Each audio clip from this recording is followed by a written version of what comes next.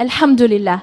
In the name of Allah subhanahu wa ta'ala, the most gracious, the most merciful, peace and blessings be upon our beloved Prophet Muhammad sallallahu alaihi wasallam.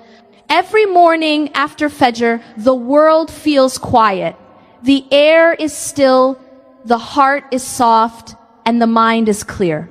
It is the time when the world hasn't yet begun rushing, when peace still sits gently on the horizon. This is the perfect moment to connect with the one who gave you life, who created time itself. Most people rush to begin their day, scroll through their phones, or fall back into sleep. But the ones who truly taste peace are those who open the book of Allah subhanahu wa ta'ala.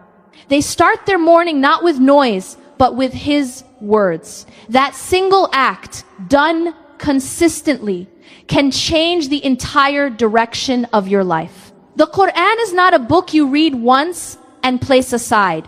It is a living voice that speaks to you differently every time you open it.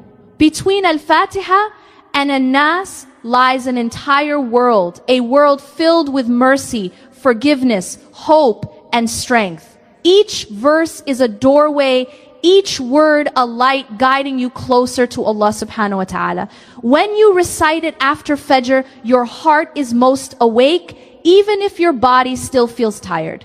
You are feeding your soul before feeding your body, nourishing the part of you that will return to Allah subhanahu wa ta'ala one day. Every verse you whisper becomes a seed of peace planted deep within your heart, and that peace grows through the rest of your day. You'll find your thoughts calmer, your patience stronger, your words softer. The Quran reshapes the way you see the world. It reminds you that every difficulty is temporary, that Allah subhanahu wa ta'ala hears every dua, and that your purpose is bigger than your pain. The one who begins the day with Quran carries light with them wherever they go. Think about it. The same verses you recite today were once recited by the Prophet Muhammad sallallahu alaihi wasallam himself. When he faced fear, he found courage in the Quran. When he was tired, it gave him strength. When he was rejected, it reminded him of Allah subhanahu wa ta'ala's mercy and nearness. For him, the Quran was not a book on a shelf. It was his companion, his comfort, his guidance, his daily connection to the divine. And through his example, we learn that the Quran isn't only guidance for the past, it is oxygen for your present. When you open it after Fajr, something special happens. The verses you read in those early hours linger with you. They echo in your mind during work. They calm you when you face people. And they remind you to stay grateful even when things don't go your way. The Quran tells you that Allah subhanahu wa ta'ala is still near, still listening, still watching over you. He is aware of your struggles, your efforts, your silent prayers, and your hidden tears. And the best moment to feel that closeness is when the world is quiet, when your heart is open, and your tongue moves with His words. One verse can change your thoughts. One page can ease your stress. One morning of sincere recitation can fix what months of anxiety never could. Because the Quran heals not just the body, but the mind, the heart, and the life around you. It puts everything in its right place. It reminds you that you are not lost, not unseen, not forgotten. If you truly believe that, then start small. After Fajr tomorrow, open it even if just for 5 minutes. Don't rush. Don't aim to finish a chapter. Just read slowly, with presence, with intention, and let every word settle in your heart. That one habit, done with consistency and sincerity, is enough for Allah subhanahu wa ta'ala to improve your entire situation. Because when your heart is healed, your actions change. When your actions change, your life changes. And when your life changes, the world around you begins to brighten. All it takes is one choice, to begin your day with the words of Allah subhanahu wa ta'ala, and to let those words guide you until the night falls again. Every person carries pain. Some show it on their faces, others hide it behind a smile. Some speak of it, while others bury it deep inside where no one can see. Pain wears many shapes. Sometimes it's physical, sometimes it's emotional, sometimes it's the emptiness you can't describe. But Allah subhanahu wa ta'ala knows every type of pain, every tear that falls unseen, and every prayer whispered in silence. He did not leave you alone with it. He revealed a book that speaks directly to it, the Quran, the ultimate medicine for every human heart. Pain, in the light of the Quran, has 3 layers. The first layer is the pain of the body, the pain you can touch or feel. It's the headache that refuses to stop, the back that aches after long work, the exhaustion that doesn't leave no matter how much you rest. It's real, and Allah subhanahu wa ta'ala knows it. The second layer is the pain of the mind, the stress, the fear, the anxiety, the racing thoughts that keep you awake at night. It's invisible but heavy, making life feel harder than it is. The third and deepest is the pain of the heart, the spiritual distance that grows when we forget Allah subhanahu wa ta'ala. This is the kind of pain that drains peace from your soul. When the heart is unsettled, everything else feels broken. The Quran was revealed to heal all 3 layers. Allah subhanahu wa ta'ala tells us, and we send down from the Quran that which is a healing and a mercy for the believers. The healing of the Quran begins where medicine stops in the soul. It speaks to the body with verses of protection. It soothes the mind with promises of mercy, and it revives the heart with reminders of purpose and forgiveness. The one who opens the Quran after Fajr has opened the door to all 3 forms of healing, because at that hour, the heart listens more clearly and the soul is most receptive to light. Think of the moments when pain feels too much to bear. Maybe you've tried to distract yourself, to talk it out, or to push it away, but it always returns. That's because pain isn't meant to be escaped. It's meant to be understood and transformed. The Quran doesn't tell you to ignore your pain. It teaches you how to use it as a bridge back to Allah subhanahu wa ta'ala. When you read about the trials of the prophets, you realize that even the best of humanity faced hardship.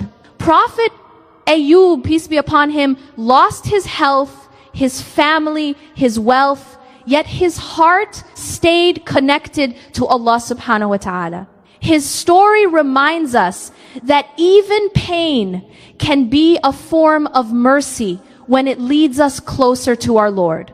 The Prophet Muhammad sallallahu alaihi wasallam also carried pain. He buried his children, faced rejection, hunger, and loss, but he never lost his trust in Allah subhanahu wa ta'ala. And how did he find strength? Through the Quran. When the world became heavy, he would stand in prayer and recite until his feet swelled, finding comfort in the words of his Lord. If the Messenger of Allah sallallahu alaihi wasallam sought healing in the Quran, how can we look for peace anywhere else? So, the next time you feel pain, whether in your body, your thoughts, or your heart, begin with the Quran. Even one verse, read with sincerity, can begin to untie the knots inside you. You don't need perfect recitation or deep knowledge. You only need presence. Read slowly after Fajr. Let the meanings sink in. Speak to Allah subhanahu wa ta'ala through His words. Tell Him your fears and let His verses respond. The Quran was not sent to decorate your shelves, but to decorate your soul with light. If you make this a habit, your mornings will change, and so will your nights. You will notice that pain doesn't control you anymore. It refines you. It teaches patience, humility, and hope. The same wound that once made you weak will become a reason for your strength, because you'll realize that healing was never far. It was in your hands all along, wrapped between the covers of the Quran. The body is a miracle. Every heartbeat, every breath, every movement is a sign from Allah subhanahu wa ta'ala. But just as the heart can feel pain, so can the body. And when it does, that pain is not random. It is a reminder. Sometimes Allah subhanahu wa ta'ala allows our bodies to ache so that our hearts return to Him. He reminds us through fatigue, through sickness, through weakness, that healing is not only found in medicine, but in faith. The Quran is not just a message for the soul. It is a cure for the body as well. A light that restores balance to the heart, the mind, and the limbs. Our beloved mother, Aisha, may Allah be pleased with her, narrated that when the Prophet Muhammad sallallahu alaihi would recite the last 3 chapters, Surah Al-Ikhlas, Surah Al-Falaq, and Surah Al-Nas, he would blow gently into his hands and wipe them over his body. And when he became too weak, Aisha, may Allah be pleased with her, recited those same verses and used his blessed hands to wipe over him, knowing they carried barakah. This simple, humble act of turning to the Quran shows us that healing starts with remembrance. The Prophet Muhammad ﷺ could have asked for any miracle, yet he chose the verses of the Quran. He showed us that true healing begins with faith and certainty. Ibn al-Qayyim, may Allah have mercy on him, explained this beautifully in his book Zad al-Ma'ad. He said that when someone seeks healing from the Quran, 2 conditions must exist in their heart. Yaqeen, certainty, and sidq, sincerity. Certainty means being fully convinced that the words of Allah subhanahu wa ta'ala contain healing. Sincerity means turning to those words with trust, not as a last resort, but as the first source of comfort. Too often, we try everything else before we remember the Quran. We take medicine, seek help, complain of pain, and when all fails, we turn to it. But the Quran was never meant to be your final hope. It is meant to be your first step. Modern science has proven that faith directly affects physical well-being.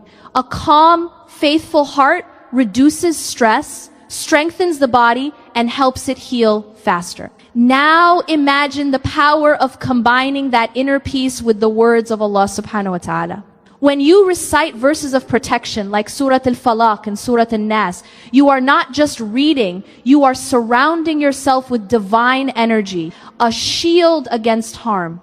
The Prophet Muhammad sallallahu alaihi wasallam told us that whoever recites them every morning and evening will be protected from all evil. This isn't superstition, it's spiritual truth.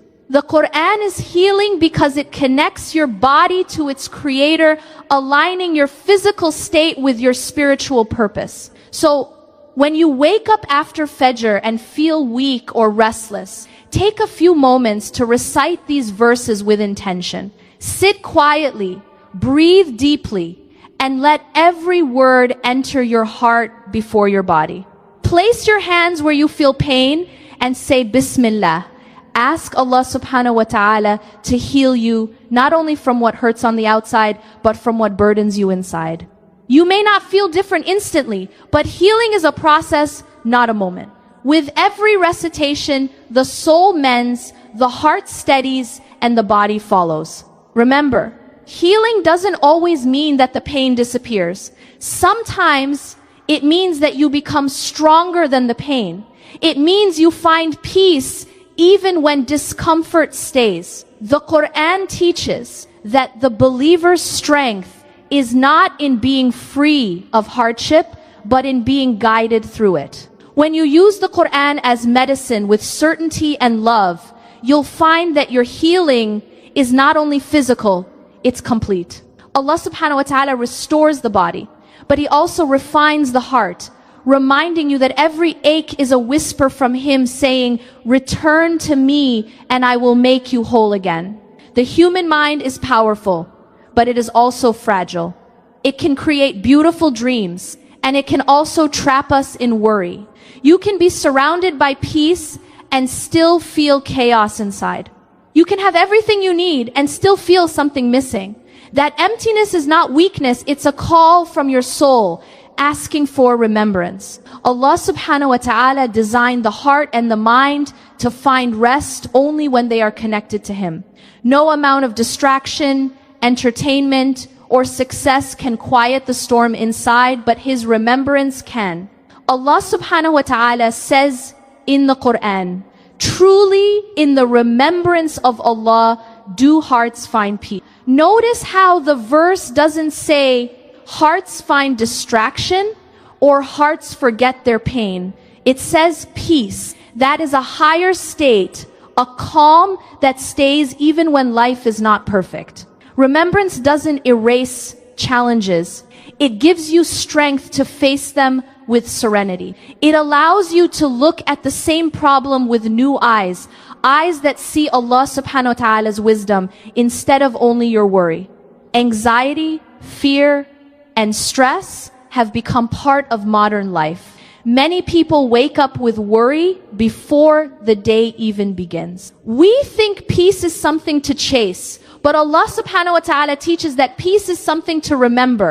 When you sit quietly after Fajr, open the Quran, and recite His words, you are not just reading, you are resetting your thoughts. You are reminding your heart who is in control.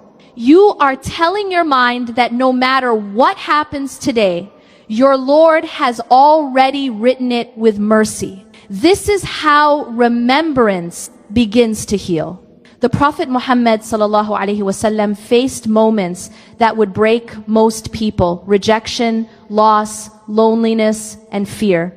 Yet he found peace not in escape, but in turning toward Allah subhanahu wa ta'ala. When things became difficult, he would say, "O Bilal, give us rest through the prayer." For him, salah was not a burden, it was relief. The Quran was not a book to read only in sadness. It was the air he breathed every day. His example shows that remembrance is not only for times of crisis, it is for every moment in joy and in pain, because